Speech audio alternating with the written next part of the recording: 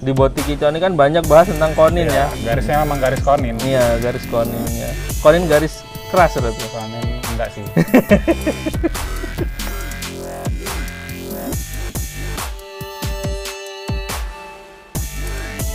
Hari ini kita mau nyambung obrolan sebelumnya. Kita kan udah masuk tentang rawatan harian, ya, terus settingan lomba, udah juga.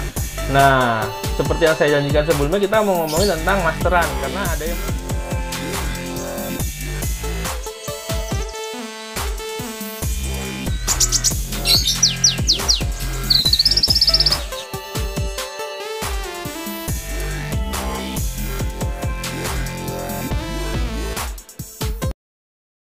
Assalamualaikum warahmatullahi wabarakatuh. Halo Sobat Kicau, ketemu lagi dengan saya RD Kicau di acara bincang-bincang nih hari ini. Setelah sekian lama agak vakum lah dari video-video tentang rawatan burung, tapi kali ini kita akan coba mulai aktif lagi. Hari ini saya masih bersama Mas Ari, ya Mas Ari ya dari Botik Kicau, saya RD Kicau, dan di belakang sana ada kameramen kita dari CPI TV. Oke, Mas Ari. Kemarin itu kan di pembahasan awal itu sudah diterangkan masalah settingan harian mau menjelang pralomba ya, pralomba lah istilahnya. Seminggu sebelum ya kan. Nah, mungkin ini ada teman-teman juga mungkin yang masih belajar atau memang baru memulai main di konin. Gimana sih supaya burung kita lebih performanya lebih oke lah di lapangan. Gimana Mas? Yang pasti di Lampung ini kan kebanyakan udah main konin itu udah pakai sistem untul nih. Sistem untul ya? Sistem untul. Kayak lovebird ya? Kayak lovebird. Sistem untul. Pokoknya konin semua udah pakai sistem untul di Lampung ini. Jadi hari H lomba itu kita sampai lapangan. Oh, mulai dari berangkat nih ya? Kita berangkat sampai lapangan. Ya. Dikondisiin dulu burung tuh sampai sana. Gimana itu lah kalau bisa. Kan ada konin yang nggak bisa koloni, terus ada yang bisa dikoloni. Kalau yang nggak bisa dikoloni itu sebisanya disepiin dulu lah di tempat yang nyaman lah pasti. Kasih cepuk mandi, biar dia mandi dulu. Karena konin ini kalau mau gantang harus mandi dulu. Biar stabil birahinya walaupun dia ada beti. Kalau dia nggak mandi di atas pasti meletik. Atau meletik itu mental-mental ya? Ngejeruji ya, mental-mental ya. Karena sistem di Lampung ini penilaiannya sekarang meletik itu udah 3 kali meletik udah pasti didis di seluruh ujuri. Ya nggak semuanya sih. Nggak semuanya ya, oke. Cuman ada sebagian yang begitu. Ini harus mandi dulu. Oh, itu syarat-syaratnya biasanya untuk hindarin meletiknya ya. Nah, kalau gacuan sampean nih, itu yang termasuk koloni atau enggak? Itu enggak koloni. Jadi dia harus disepiin dulu, pokoknya harus tenang dulu, baru dikasih air mandi, biar dia mandi dulu.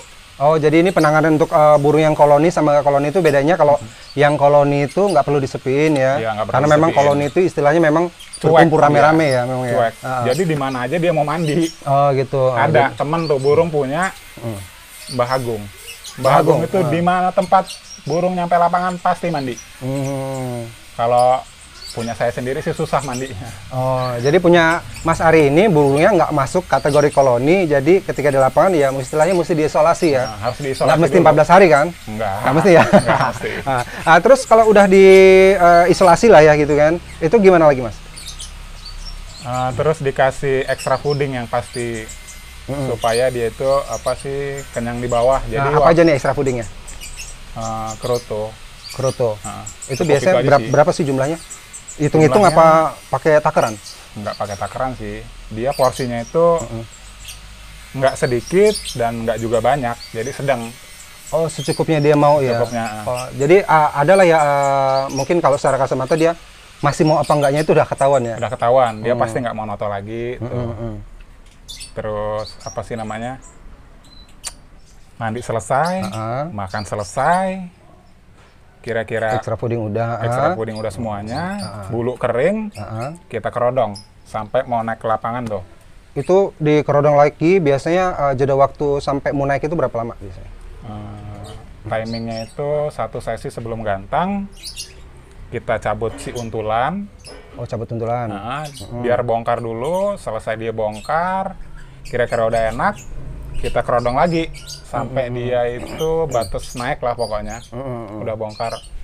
Tujuannya di kerodong ini, kalau burung yang di rumah ini sih dia harus dikerodong, karena kalau nggak dikerodong, waktu kita bawa ke gantangan tuh, dia pasti lompat-lompat. Jadi itu biasanya kenapa itu? Ya itu tadi rame orang, Kepo, itu ya? faktor utama pokoknya. Jadi Beda kali ya. Nah ini kalau yang ini nih termasuk yang sering dibawa nggak nih? ini apa sih namanya, pendatang baru lah. Pendatang baru ya. pendatang Kandangnya juga unik nih mas. Kandangnya unik nih mas. Belum ada yang punya nih kayaknya. Nah. Oke, kalau udah siap gantang nih. Nah gimana eksekusinya ketika di lapangan itu gimana? Masuk lapangan, buka kerodong atau gimana? Kira-kira udah 3 apa 4 burung naik, usahain kalau burung kepo itu biasanya dinaikin duluan.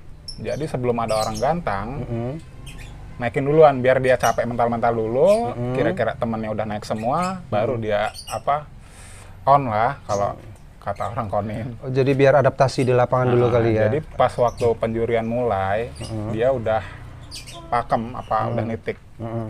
Oh jadi, gitu. Reseh di depan, rusuh di depan. Jadi setelah penilaian dimulai, burung itu udah mulai anteng. Gitu.